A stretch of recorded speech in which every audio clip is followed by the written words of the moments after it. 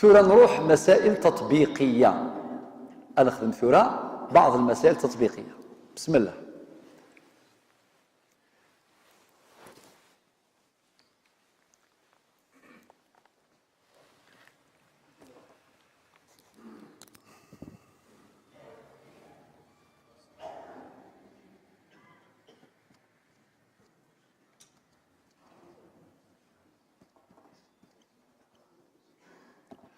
ما لا يموثيون إيجاد مثلا إيجاد زوجة، إيجاد إيجاد أخت لأم من جهة الأم. هذا مش نخدم يون يموت إيجاد ثمطوثيس. هاد الفكان وقاعدين غرا ديجا إيجاد ثمطوثيس، إيجاد إماس نتسا وين يموتن، إيجاد والتماس ماشي قماس، والتماس يماس دومي سور وكان قرثورة إيجاد والتماس سي الجهة قماس، والتماس يماس أخت من جهة الأم. كيفاش نقسموهم؟ الزوجة ترث الربع أنكار. لماذا؟ نشرح يفيد. أعطيكم الصح خاطر رسالة راويس بمعنى لعدم وجود الفرع الوارث مطلقا. ذيني مسنفكا الربع أولا الشيء يستدق أول ربي القرآن الكريم. كل هذا شرحناه فيما سبق. الأم نشرح يسيد نناد الأم شحال ثورث ذاكي خمس مليح برك نغراث ميراث الأم. نناد ترث السدس في صورتين عند وجود الفرع الوارث مطلقا، وعند صورة ثانية وعند وجود جمع من الإخوة أو الأخوات مطلقا. مادام ولا الشرطين هاكي صافي تورث الثلث انتير. الأم أتساوي ثيس ثلاثة، 1/3 انتير الثلث. هذه الآية من دينا ربي القرآن الكريم. طبعا لم أفصل، لم أذكر كثيرا الأدلة استثمارا للزمن، فهي مبثوثة في آي الله الحكيم كما شرحناها في الدروس الأولى، كما في قوله تعالى ولأبويه لكل واحد منهما السدس مما ترك إن كان له ولد وإن لم يكن له ولد وورثه أبواه فلأمه الثلث. وجاوك نشرح يفيد. يلا الأم إذن ذاك الساعة الثلث. أكيد دينا القرآن وأكيد وكد السنة وأكيد يساد القانون 84/11 اللي هو القانون الجزائري. الأخت لأم ثلث نشرح كم ترث السدس انسيزيام. هذا السدس طبقا للآية 12 من سورة النساء.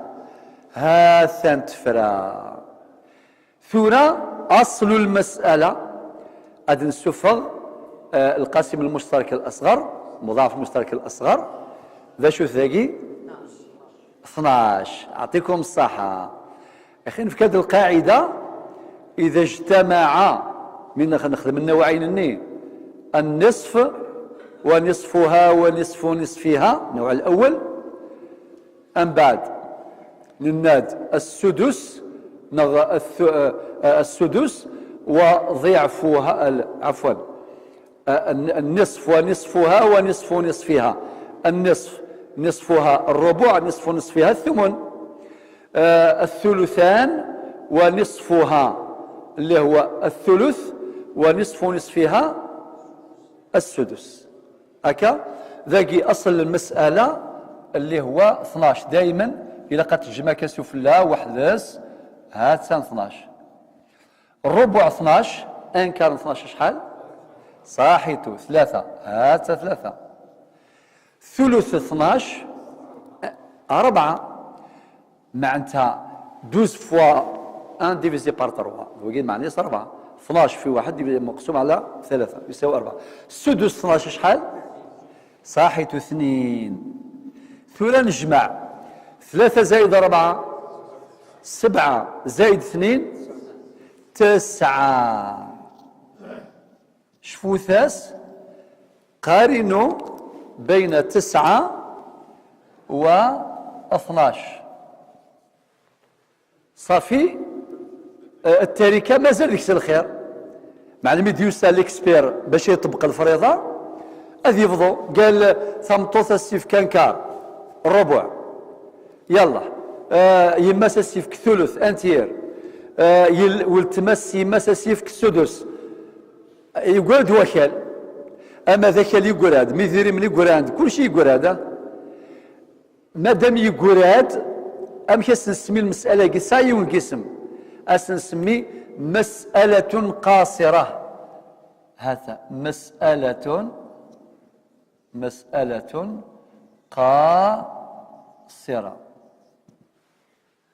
قاصره المعنى يقعد الخير خاطر 12 ناقص 9 قول 3 يجي الى قاثنفك وما تنفكي وكذاكي مثل الطريقه الرياضيات ما شاسه فقالت نجم بعد يا اخي نبدا نروح شويه كان درجه بدرجه. نعم وي لا انت لي ميثود صافي نروح كان ستاوي الف لا بريك يوث ثرا ما نستناش تلقى بركايه في هذه الساعه نصرى باللي قعد الخير قراند 3 ياخ 12 ناقص 9 قيم 3 يا قد يقران تروى اسنخدم بوان دانتيروغاسيون علامه استفهام اثنفضوا مية مشات تنفضوا امشي قاث نجم بعد ماشي الساكي ماشي ذو قثيس خاطر ثوان حواج باز دي دوني بونك دي دوني ثورا حوايج معلومات الا قال لي نسنا كل القواعد هكي باش نسمي نخدم لي زوبيراسيون ثياض تكنيكا ذينا يسهل المستفهام هذه للشون ياك يانا كيف يلا اثن وقيت المثال ادنفك مثال نظام مثلا يموت ايوان ايجاد مثلا زوجه ايجاد مثلا معليش نخدم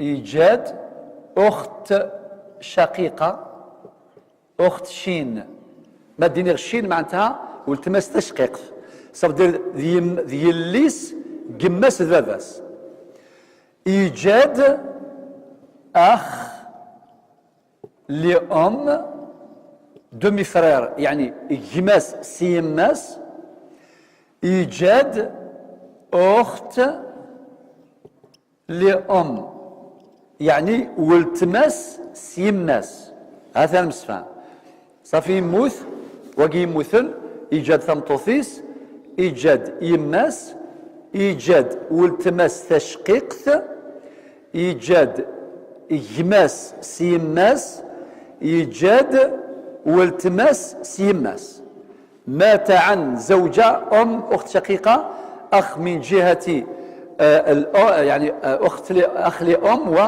واخت لام يلا نحلوها. هذا دائما الى هالبلان كيما تخدم هكا باش هذا غيسهل. الزوجة كم ترث؟ توجور ربع لعدم وجود الفرع الوارث مطلقا خاطر هنا يموتوا ديجا الدريه لو كان ديجا الدريه اما الغرس ما تمطوطايض صافي يبدل النصيب هذه يغلى 800 ثمن ولكن مادام ورث على الدريه التورث كان الربع والام ذاك شحال تورث؟ السدس. وانتم شاطرين ترث السدس. لماذا؟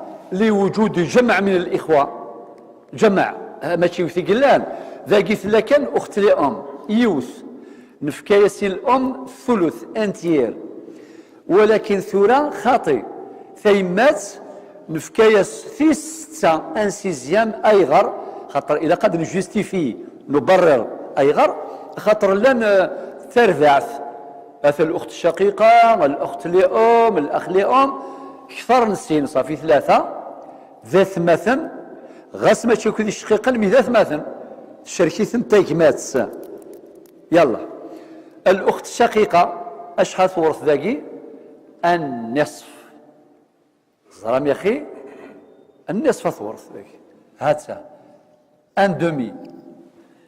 أي غر نغرات ثاكي مازال أتسنغر الساقي ما يرضى ربي الساقي سنغر أنفذو ذي القرايس يون ما إلا يموت جدول تماس تشقيق موري سعرا يسيس وري سعرا ذول تماس تشقيق ثرى يورثن النفس أنعمه وإن كانت واحدة فلها النصف وربي دينا لك كفاوان النفس. ما لان ثلاثة أتنغر ثلاثة واحد تنغر أنغر يوث كونوا شاطرين نعاونك شفت ان شاء الله ما تنغراك الموديولاكي اما كي ندير الماده ياكي ماده تحواج لا كونسونطراسيون تحواج التركيز الماده تحواج الصبر خاطر نروح ايطاب بار ايطاب بريكه الجماعه كي مشيفنا ماشي ضربه واحده شويه شويه من بعد ملي تفهمض سي بون شغلو قاعد يقارن لي مات تاكل غاش تساكواذن ميت يسن دايم من مثوعار باش صغر يتساكواديت من الجور دي يسنيت سي بون لكن لي زيكزيرسي هو دايما تساعد ديال نورمال خاطر يسنيت انت والماده ياكي الموديول ياكي يسعى لي ماتيماتيك غير الحساب سواطاس وحوايج الحساب الذهني صافي. الاخت الشقيقه ترث النصف لقوله تعالى وان كانت واحده فلها النصف. الاخ لأم اكذ الاخت لأم ثريد لنا هذه الايه 12 من سورة النساء الآية 12 تفكايس الثلث انتير هاتا ولكن يرسا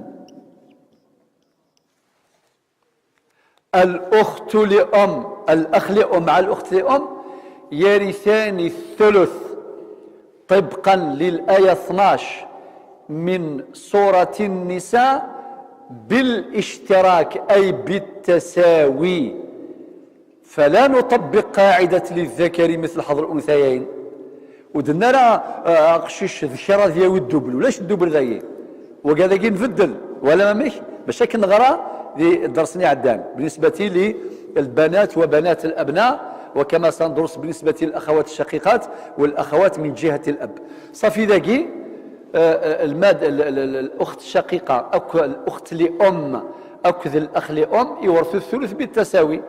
الأخ لأم مع الأخت لأم يرثان الثلث بالاشتراك أو بالتساوي. تعالوا بنا نؤصل المسألة. ما هو الأصل المسألة هنا؟ 12 توجور صحيت انتوما شاطرين 12 هذا ودقرا 24 ودقرا 6 ودقرا يعني العدد ده مشطوح ذي الزمر اد نشوفها كسيس الكوسوراكي اد نشوفها انكار ان تيير ان سيزيام اكيد نشوفها بلا ما ظهر لا فيرغول سون فيرغول بدون فاصله. الزوجه الربع 12 شحال صاحيتو 3 هات سنه 3 اثنهم كاليس.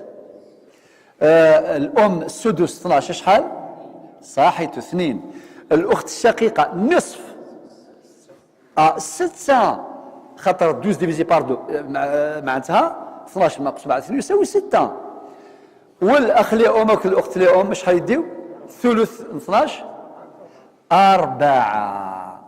هيا وثلاثة نحسب عندنا في المشكل عندنا في المشكل 3 زائد 6 يساوي 5 ارنو يا 6 يساوي 11 ارنو يا 4 يساوي 15 يا 15 يلا اطفد 15 هاكي ذاكي نفات من نجمع نفات 9 بارابور 12 نفا مسألة قاصرة صحيتو. ذاكي 3 زيادة ذاكي صافا نخدم موا ذاكي بلوس ذاكي موا 3 موان 3 وتوجور علامة استفهام ثقي مسألة قصيرة، ما ثقي مسألة عائلة. هكذا نسمي مسألة عائلة. ما معنى عائلة؟ معناه زايدة، عالت، مدينة عالت، ارتفعت. ما تخلط الزيت هكذا ومان، الزيت هكذا ومان، واي خلطن وين في الزيت غادي على الزيت الماء. لكن نقول لكم واحد النكتة أغرذة، ما يروح هذيك الزيت على بالكم يحرج هذيك السيميس، إما إلا نتصني يجفد الميكفى الزيت مازال كان شوية طاش يخدم، هذي يروح دياوي أمان ذي كيميس، هذي تشار تصني سيمي يخدم أمان، سيمي الزيت يتساليد يحرج نور يحرج. فقط هكي سوهمي كنا لا لي بيولوجيست كنا ولا جنا أصحاب أنا ثقير نسلي معلم ثقي بين قوسين. إذن الزيت يعلو الماء. صافي المسألة عائلة. ما معنى عائلة؟ معنى عالت من 12 إلى 15 ثولي سي 12 من 15. المهم الفريضة فرات هكا النوتير هذا واش يدير؟ مي كاين دي تكنيك كيفاش يتعامل مع ناقص 3 مع زائد 3. ذاكي ماشي ثورة وقات نغار وحدس مين فهموك في مسألة كي مليح نسعى بنك المعلومات سوا وبعدين انفرو لي زوبست لي بروبليماك اثنفرو سانتيفراث. المستفهم يا جماعة الخير. فهذا في مسألة ثايض مات عن مثلا زوجة، من بعد مثلا أد نخدم أخت لأم زائد مثلا أخوين لأم زائد مثلا بنت زائد أب. سهلة مهلة. الزوجة كم ترث؟ مادام مثل البنت ان ويتيام ثمن. الأخت لأم وكذاكي ميم حاء أستنين. محجوبون حجب حرمان ميم دبل حاء ميم محجوب حجب حرمان. نغلق سوا نكتبها كاكي محجوب حجب حرمان ويثني حجبن تساقي اكذ واكي خاطر وين يموثن ما إلا يتجاد يليس أسحجب أثمثني السيماس تسوينا روالو إما يتجاد فافاس وكذاكي ورتساوينا روالو. نمسفهم ثاقي إذ الحالة الثالثة ثوار نغرى ثنتاك ثاقي نغرى الحالة الأولى ثاقي ذي الحالة الثانية ثاقي ذي الحالة الثالثة. تكفى الآية 12 من سورة النساء والمواد القانونية أشرت إليها في حينها. نمسفهم إعادة سريعة. الحالة الأولى زوجة أم أخت لأم، الزوجة ترث الربع لعدم وجود الفرع الوارث، والأم ترث الثلث أولا لعدم وجود الفرع الوارث وعدم وجود جمع من الإخوة والأخوات مطلقا. الأخت لأم ترث السدس لانفرادها وعدم وجود حاجب. بعدما أصلنا المسألة نفاد المسألة فيها قصور، فالمسألة قاصرة لأن عدد الأسهم هو أقل من أصل المسألة. الحالة الثانية الزوجة أم أخت شقيقة أخ لأم أخت لأم، الزوجة ترث الربع لعدم وجود الفرع الوارث مطلقا، والأم ترث السدس لوجود جمع من الإخوة والأخوات مطلقا، والأخت الشقيقة ترث النصف انفرادها وعدم وجود عاصب ولا حاجب، والأخ لأم والأخت لأم عندهم الثلث طبقا للآية 12 من سورة النساء بالاشتراك يعني بالتساوي. أصل المسألة 12 وكيجمعنا الأسهم لقينا 15، فالمسألة عائلة لأن مجموع الأسهم أكبر من أصل المسألة. الحالة الثالثة والأخيرة وهي حالة الحجب، هي حالة الحجب بمعنى الأخت لأم أو الأخ لأم أو الأخوين لأم كل هؤلاء محجوبون حجب حرمان، إما بالبنت بالفرع الوارث مطلقا أو بالأب أو بالأصل المذكر، وقد قلنا قبل حين الأب وأب الأب مهما علا. والله ولي التوفيق.